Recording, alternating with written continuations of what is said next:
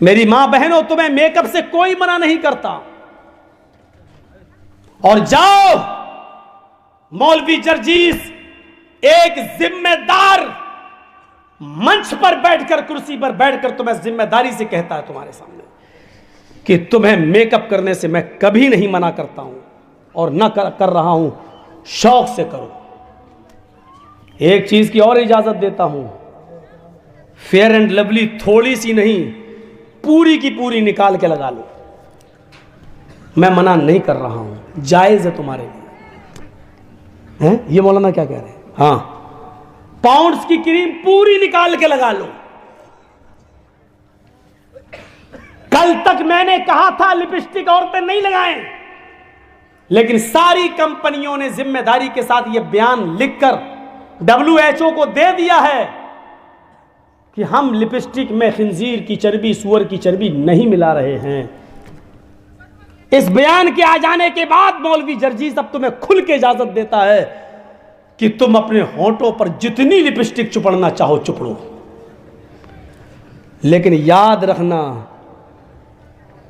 صرف اپنے گھر کے اندر، اپنے شوہر کے لیے۔ سمجھ رہے ہو؟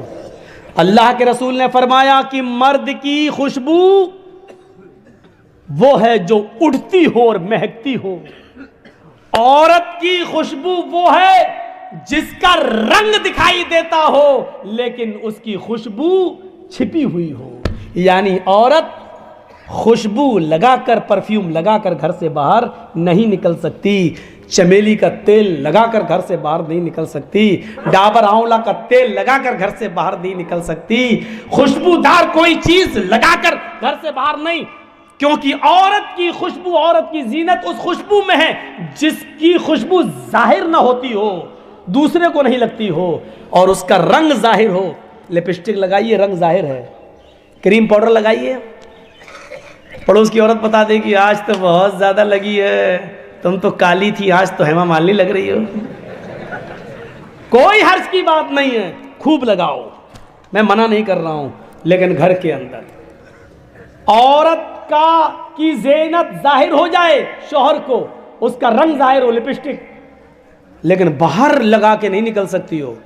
باہر لگا کے نکلو گی تو پتہ نہیں لگتا ہے جیسے پتہ نہیں کس مرد کا خون چوس کے آ رہی ہے، باہر نہیں۔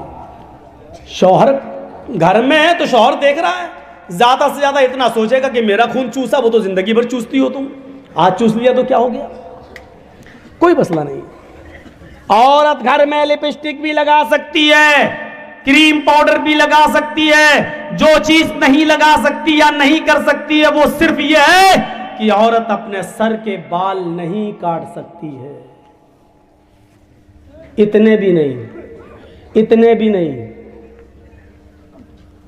عورت اگر حج کرنے کے لیے گئی ہے یا عمرہ کرنے کے لیے گئی ہے تو حج اور عمرے میں خانہ کعبہ کا طواف کرنے کے بعد، صفا اور مروہ کی سعی کرنے کے بعد، جب وہ حلال ہوگی اور احرام کی حالت سے نکلے گی، تب وہ اپنے سر کے سارے بال ایسے، دیکھیے یہ بال پیچھے ہے نا، پیچھے، تو وہ ایسے کر کے سارے بالوں کو آگے کر لے گی عورت، ایسے کر کے یہاں آگے، اور آگے بال کر کے ایک انگل اپنے لپیٹے گی، ایسے نیچے سے ایک انگل بس یہاں تک لپٹ جائے، ایسے کر کے یہ بس اتنا، اور اس انگلی میں جتنے بھی بال لپٹ جائیں گے اس کے پیچھے سے ایسے کرے گے، اور نیچے سے ایک انگل بال، اتنے وہاں سے اس کو کاٹ دیا جائے گا، اتنا بس۔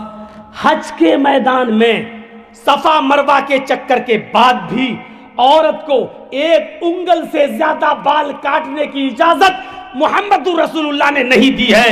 کیسے ماں باپ ہو، کیسے سرپرست ہو جو اپنی بیٹیوں کو بیوٹی پارلر پر جا کر کھلے عام آدھے سر کے بال کاٹنے کی اجازت دے رہے ہو۔ حرام ہے عورتوں کا اپنے سر کے بالوں کو کاٹنا۔ نقلی بال لگانا یہ بھی حرام ہے، جس کو ہم کہہ سکتے وگ استعمال کرنا بھی حرام ہے عورت کی۔ کچھ مولانا لوگ بال کو کاٹنے کی اجازت دیتے ہیں، کیا کہتے ہیں؟ اللہ کے رسول صلی اللہ علیہ وسلم کی بیویوں نے، کچھ بیویوں نے بھی اپنے سر کے بال کٹائے تھے، بے شک کٹائے تھے۔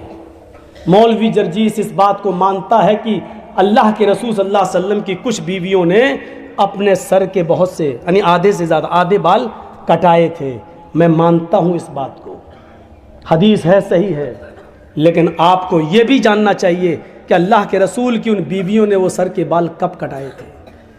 اللہ کے نبی صلی اللہ علیہ وسلم نے فرمایا کہ اللہ تعالیٰ نے مرد کو داڑھی سے خوبصورتی دی ہے اور عورت کو سر کے لمبے بالوں سے خوبصورتی دی ہے۔ عورت کی زینت اس کے سر کے بال ہیں اور مرد کی زینت داڑھی ہے، داڑھی ہے۔ تو جو عورت کی خوبصورتی ہو اس کو کاٹنے کی اجازت اللہ تعالیٰ کیسے دے دے گا؟ نہیں دے گا۔ جب تک اللہ کے نبی زندہ رہے اور اس دنیا میں باحیات رہے تب تک اللہ کے نبی کی کسی بیوی نے اپنے سر کے بال نہیں کاٹے۔ مسئلہ یاد رکھنا، عورت کی خوبصورتی شوہر کے لیے، لمبے بال وہ شوہر کے لیے رکھ سکتی ہے، رکھے گی، لیکن اللہ کے نبی کے اس دنیا سے انتقال کے بعد نبی کی بیویوں نے کہا اب ہمارا نکاح دوسری جگہ ہو ہی نہیں سکتا ہے، کیونکہ ہم دنیا کے سارے مسلمانوں کی مائیں ہیں اور ماں کسی بیٹے کے ساتھ نکاح نہیں کرتی ہے۔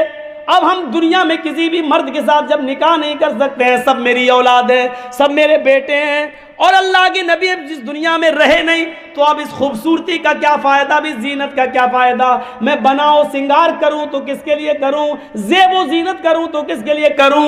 یہ سوچ کر انہوں نے اپنی زینت کو ختم کرنے کے لیے، اپنا بناؤ سنگار کو ختم کرنے کے لیے ان کے سر کے بال انہوں نے کٹائے۔ اسی طریقے سے آج بھی جو عورت شادی شدہ نہیں ہے یا شادی نہیں کرنا چاہ رہی ہے یا اس نے ارادہ کر لیا کہ ہم شادی نہیں کریں گے یا جس کا شوہر انتقال کر گیا ہے، اب وہ کس کے لیے بناؤ سنگار کرے تو وہ اپنے سر کے بال کاٹ سکتی ہے۔ زیب و زینت وہ کسی کے لیے اختیار نہ کرے وہ کر سکتی ہے، لیکن اگر اس کا ارادہ یہ ہے ابھی نہیں، ابھی تو میرے شوہر کا انتقال ہوا ہے، 2-4 سال کے بعد میں دوسرا نکاح کر لوں گی، تو پھر نکاح کا ارادہ ہو تو پھر وہ سر کے بال نہیں کاٹ سکتی ہے۔ عورت کے لیے سر کے بال کاٹنا جائز نہیں ہے، وگ لگانا جائز نہیں ہے، نقلی بال جوڑنا جائز نہیں ہے۔ اپنے سر کے لمبے بالوں کی چوٹی بنا سکتی ہے، اس کی چوٹی بنانا جائز ہے، لیکن معاف کیجئے گا سر کے سارے بال کو اکٹھا کر کے گول بنا کر اپنے سر پر رکھ لینا یہ جائز نہیں ہے۔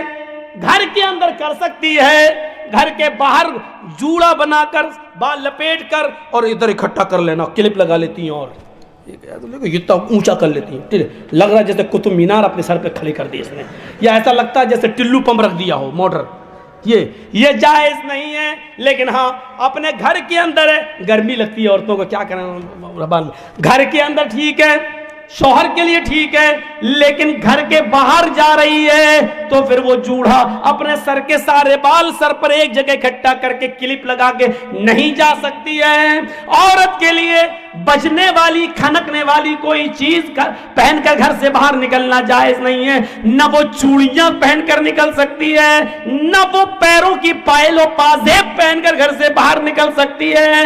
ہاں سن لو میری ماں بہنوں، اونچی ایڑی کی چپل پہن کر بھی، اونچے ہل کی چپل پہن کر بھی تم گھر سے باہر نہیں نکل سکتی ہو، تمہارے لیے جائز نہیں ہے، کیونکہ وہ بھی بچتی ہے۔ جب تم اونچے ہل کی چپل پہن کر نکلتی ہو تو وہ سیمنٹ کی بنی ہوئی سڑکوں پر آواز کرتی ہے، کھٹ کھٹ کھٹ، وہ ادھر آواز کرتی ہے کھٹ کھٹ کھٹ، ادھر نوجوانوں کے دل دھڑکتے ہیں دھک دھک دھک، سننا پڑے گا۔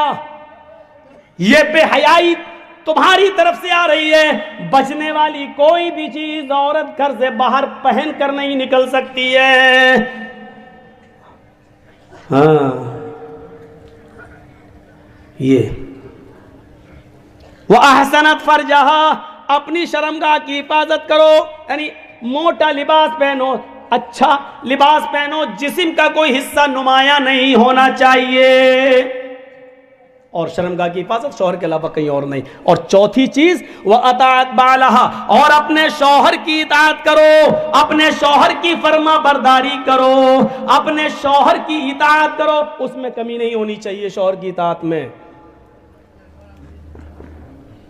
ایک اور مسئلہ بتا دوں، شوہر کی اطاعت میں کمی نہیں ہونی چاہیے، لیکن شوہر کو بھی نہیں چاہیے کہ وہ زبردستی اپنی بیوی سے کہے اے یہ میرے کپڑے ہیں، چلو ٹھیک ہے تمہارے کپڑے دھو دے گی، یہ میری ماں کے کپڑے ہیں اس کو بھی دھلو، یہ میرے باپ کے کپڑے ہیں اس کو بھی دھلو، یہ میری بہن کے کپڑے ہیں نند تمہاری نند اس کے بھی دھل دو. آپ یہ زبردستی نہیں کر سکتے ہیں، آپ کی بیوی ہے وہ نوکرانی نہیں ہے. پیار سے چاہو تو سب کچھ کام لے سکتے ہو. دیکھو میری بھی تم تو جانتی ہو میری ماں کا میرے علاوہ کوئی نہیں ہے. ایسا ہے نا کہ میری ماں تمہاری ماں جیسی ہے، تمہاری ماں کبھی بیمار ہوگی تو ہم بھی اس کو لے جائیں گے. پیار سے تم جو کام لینا چاہو لے لو، لیکن شریعت کا حکم نہیں ہے کہ وہ تمہارے باپ کے کپڑے دھوئے، تمہاری ماں کے کپڑے دھوئے. شریعت کا تو یہ بھی حکم نہیں ہے کہ وہ تمہارے بچے کو دودھ پلائے.